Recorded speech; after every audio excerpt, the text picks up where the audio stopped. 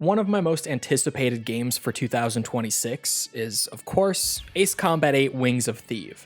And surprise, in a secret that was very hard to keep from you guys, Bandai Namco graciously flew me and a bunch of other creators out to Los Angeles last week to get hands-on with the game and try it for ourselves. So how much of the game did I get to play? Well, I spent a little over 6 hours playing the game, and was allowed to play through the entirety of the first 5 missions of the single-player campaign, as well as a couple missions from later in the game. There were also 11 planes available in the build that we played, all of which I flew at least once during my time with the game, and I spent plenty of time snooping around in the menus to find extra bits of information where I could.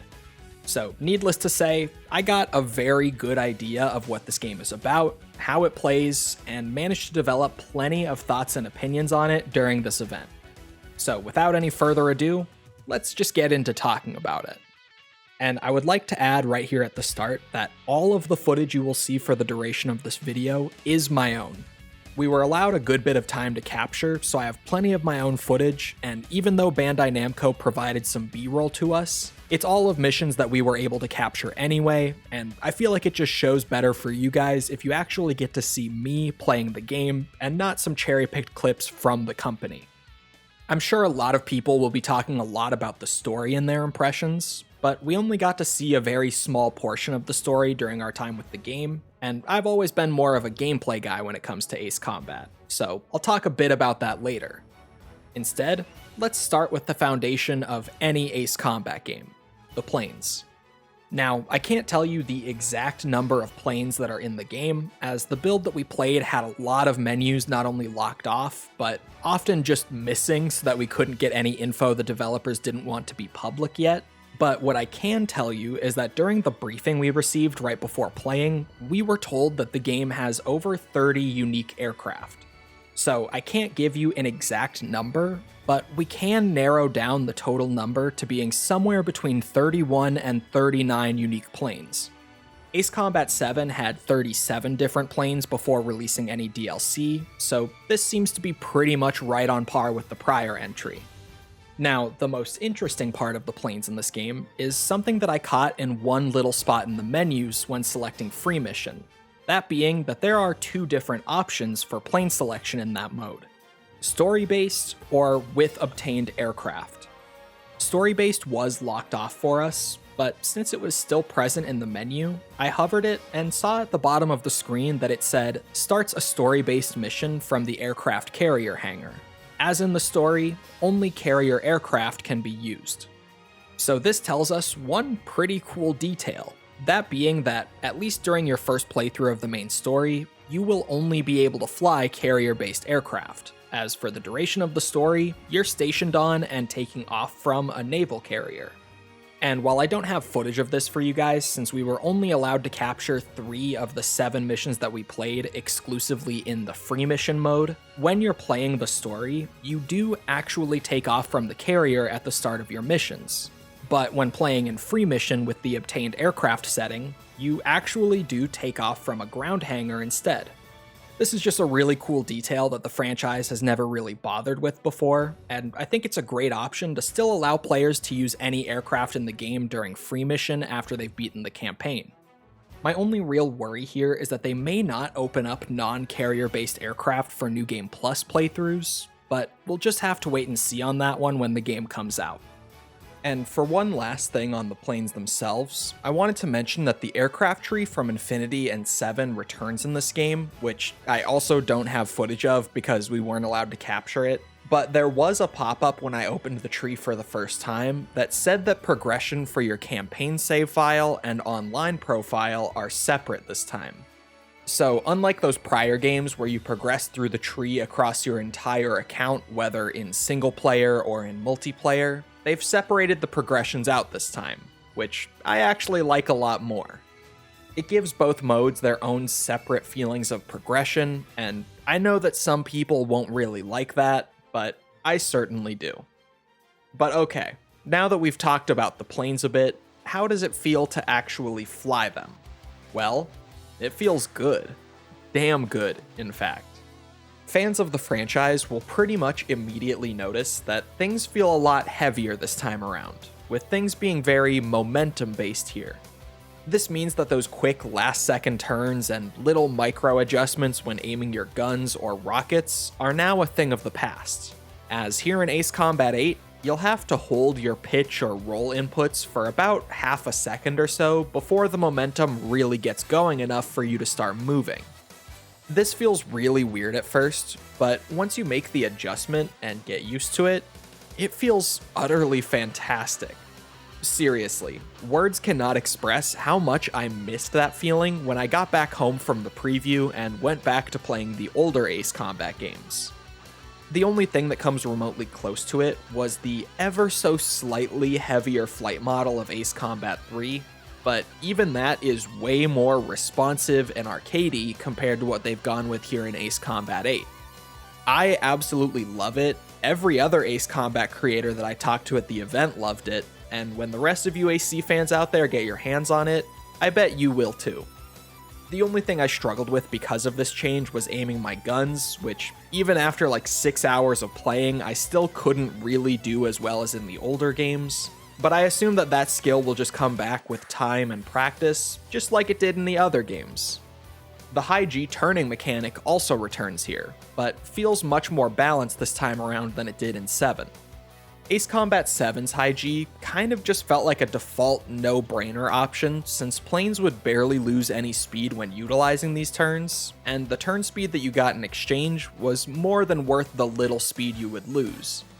The high G here in Ace Combat 8 feels more similar to what we saw back in AC6 though, with certain planes having really strong high G turns, but the majority of the roster losing a considerable amount of speed when using the mechanic, making it something that you have to actually think about and decide whether you're going to use it or not based on what plane you're flying, as well as what situation you're in.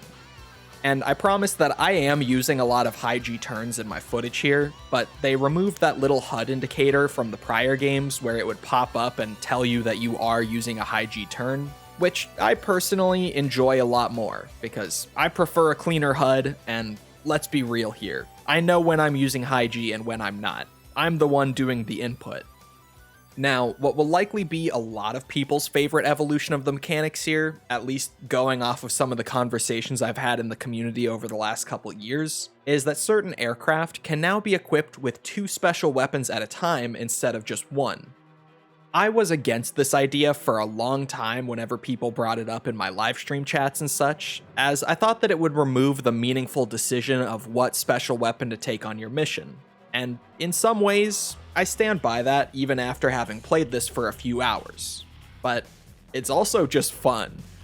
Being able to bring 2 special weapons and have either one for air-to-air and one for air-to-ground, or just go all in on one or the other, is a really good time, as it makes you feel like you're way more powerful when you're not relying on your standard missiles as often.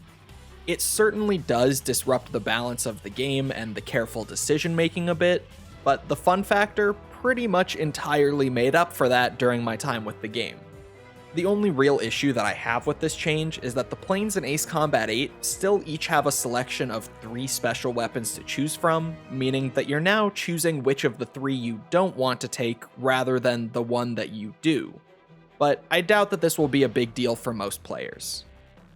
And something that might sound a bit weird to say is that in a lot of ways, I really feel like Ace Combat 8 is more of a sequel to Ace Combat 5 than any other game in the franchise. This is mostly due to how heavily they focus on the relationship between you and your squad, both in the story and in the gameplay mechanics. This game has a ton of time spent on the interactions between the player character Rex and your squad between the various missions of the campaign, which really reminded me of Ace Combat 5, as that was easily the one game in the series that really focused on those interactions. They've also brought back the ability to assign a plane to each of your squad mates before starting each mission, and you can also buy up to 4 of each plane in the game with the credits that you earn, so that if you wanted your entire squad to fly the same plane, you could do that. This was something that I honestly couldn't believe didn't just become a standard after AC5, so seeing it back here really put a huge smile on my face. The wingman orders from AC5 also make a return here, pretty much being the exact same as they were in that game. At any time during a mission, you can use the D-pad to tell your squad to either cover you from enemy planes, focus on helping you take down whatever your current target is, or just disperse across the mission area and attack targets as they please. One button on the D-pad also acts as a simple toggle between whether they are allowed or not allowed to use their special weapons, so you can control when those are thrown out as well. The big difference between this and AC5's implementation, though, is that the Wingman AI here is way better than in pretty much any Ace Combat game we've seen before, aside from like AC6. As you'll notice that whenever enemies are being targeted by your squad mates, they will never last very long against them. We also discovered pretty quickly during the preview event that if you put a squad mate in a plane with ECM capability, then whenever you toggle their special weapons on, you will get ECM support. And the ECM support in this game is incredibly powerful, being pretty much on par with the insane ECM of Ace Combat 6 in the build that we played. I specify in the build that we played because this was so powerful that I could very easily see it getting nerfed before the game's full release in October, as the developers who were hanging around saw us doing things like putting all 3 squad mates up in these planes and just constantly abusing the ECM support. I hope that's not the case, but if the game comes out later this year and the ECM plane is nowhere near as good in your squad mate's hands, then I am so sorry, because that's probably because of us. And at least from what we were able to play, the mission design and variety this time around was really damn good. The early missions were all a bit more basic as you'd expect them to be, but there was a really solid mix of air-to-air and air-to-ground combat in them. Then, the couple missions that they let us play from later on in the game both featured some super weapons, and these were great. One of them was your classic Ace Combat Flying Fortress mission, except this time, there were a ton of flying fortresses, and plenty of Ace pilots guarding them that led to intense dogfights right around them. And when I say a ton of flying fortresses, I believe there were like 9 or 10 of them in this one mission if I remember correctly. This mission also takes place way up in the clouds, and the team has doubled down on the clouds affecting the core mechanics of the game like we saw in Ace Combat 7, so it's a classic mission format from the series that just has way more going on in it this time around. Then, there was the favorite mission of pretty much everyone at the event, the big encounter with the brand new super weapon, the land battleship. This is a battleship that is capable of moving on both land and sea, with it being able to switch to giant armored tank treads when it hits land to keep steamrolling right through major cities. As if that wasn't already cool enough, this battleship is also equipped with massive railguns that are firing off in all directions and producing these massive explosions when they burst in the air. And the thing also has an active drone factory inside of the ship that constantly produces UAVs and drone swarms to defend itself with. The land battleship is absolutely awesome, and the mission fighting it goes through numerous distinct phases as you and your allies desperately try to destroy it before it completely wipes out the city. So you can probably get a solid idea of why this was the favorite mission of quite literally every single person I spoke to at the preview event. So overall, the gameplay is really damn good across the board. I have some slight nitpicks here and there are a couple things that I worry could have a negative impact in the long term, but honestly, I feel like nearly every aspect of the gameplay is just so refined here that I really only have positive things to say about it right now. Where I'm a little less positive, though, is on the visual presentation of the game. Now, in general, I think the game looks really good. Particularly, the quality of the assets they're using here, from the models to the materials, is all super high, and I will not deny that for even a second. That being said, though, there is a lot of presentation weirdness here, and unfortunately, they're mostly the usual suspects for a game running on Unreal Engine 5. There are a lot of little things like occasional ghosting, pop-in issues due to the texture streaming not being fast enough for the pace that the game is moving at, and more than anything else, there is a ton of visual noise here. pretty much any time the game is in motion, there's this very grainy, pixely noise that you can see all over the place, and it leads to Ace Combat 8 not looking quite as clean as Ace Combat 7, despite the quality of the assets being considerably higher. I'm also a little worried about the game's performance after my time with it. The game ran pretty well during the 6+ hours that I played it, but there were a solid handful of times where the frame rate dipped below 60, mostly during cutscenes and a couple of missions that we weren't allowed to capture for these videos. And while it never happened to me personally, I did see a handful of others at the event dealing with occasional crashes. I did reach out to my rep at Bandai Namco after the event to confirm the PC specs that we were on, and they were pretty high, so it's a tiny bit worrying. Now, I will absolutely throw out there that the game is still a good few months from release, and a lot of the optimization process typically happens late in development cycles in the AAA industry. So this could be totally normal and something that's worked out and not even an issue by October. But it's also something that I wanted to throw out there so that those of you who are interested in picking up the game on release can be aware of it and keep an eye on it later this year. Thankfully though, the high point of the presentation, as is the norm for the series, was the music.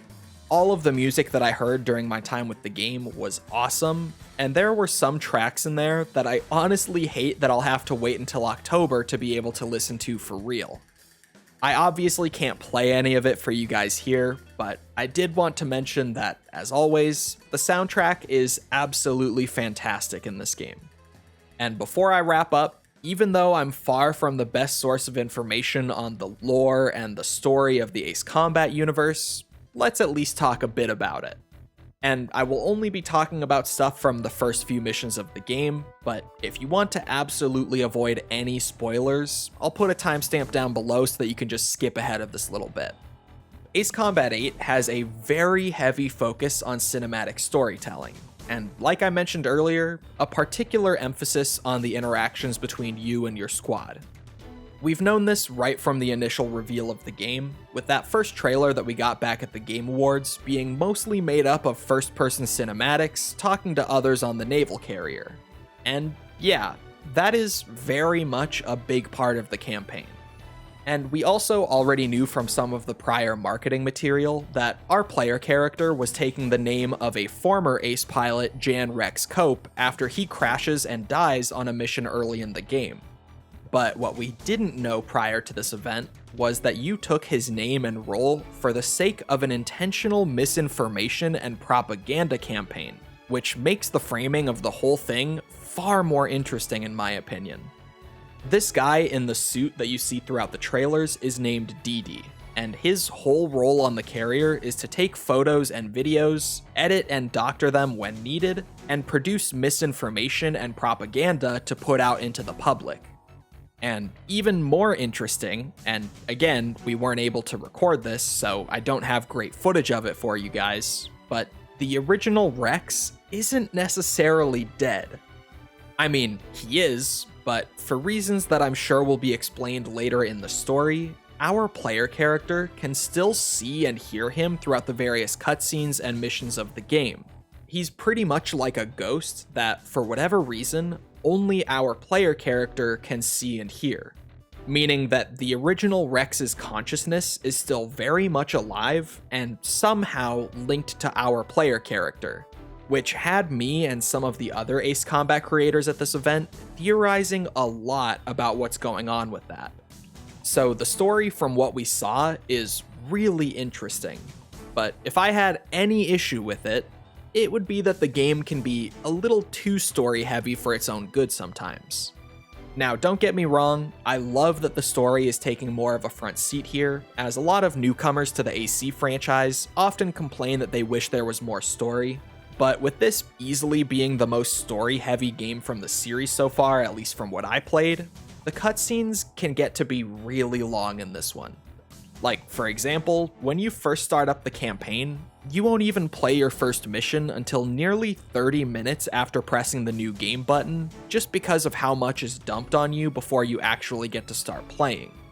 I worry that this campaign might run into some pacing issues because of this, but of course, I only got to play a small portion of the campaign, so we'll have to wait and see how that ends up feeling when the full game releases later in the year.